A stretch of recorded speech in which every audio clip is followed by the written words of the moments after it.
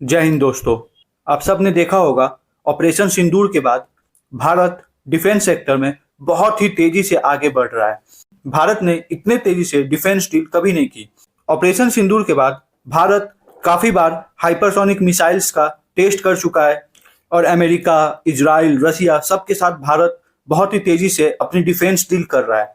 और इसी कड़ी में भारत ने फ्रांस के साथ एक जबरदस्त समझौता किया है। दोस्तों, आपको याद होगा, ऑपरेशन सिंदूर में जब भारत की वायुसेना ने पहले दिन अटैक किया था तो कैसे हम सब ने देखा था कि पाकिस्तान में रात में ही उजाला हो गया था। ऐसा लगा जैसे पाकिस्तान में आधी रात को सूरज निकल आया। तो ये जो उजाला हुआ था, ये फ्रांस की हैमर मिसाइल ने किया था। इंडियन एयरफोर्स ने हैमर मिसाइल का यूज करके ही पाकिस्तान में बने आतंकवादी अड्डों पर अटैक किया था।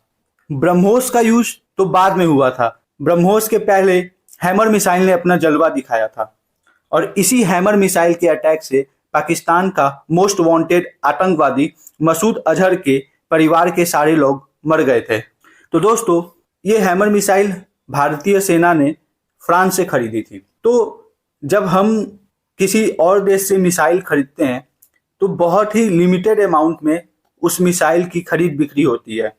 जैसे हमने किसी देश से 50 मिसाइल का समझौता किया और ये 50 मिसाइल 3-4 साल में भारत को मिलते हैं।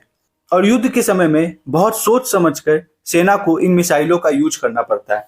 लेकिन जब हम कोई भी मिसाइल को अपने देश में बनाते हैं तो हम उस मिसाइल का मास प्रोडक्शन कर सकते हैं और फिर युद्ध के समय हमारे सेना को सोचना नहीं पड़ता कि हमारे पास इतने ही मिसाइल है। जब हमारे देश में बनते हैं तो हम उसका प्रोडक्शन बढ़ा के जितने चाहे उतने बना सकते हैं और जितने चाहे उतने यूज कर सकते हैं।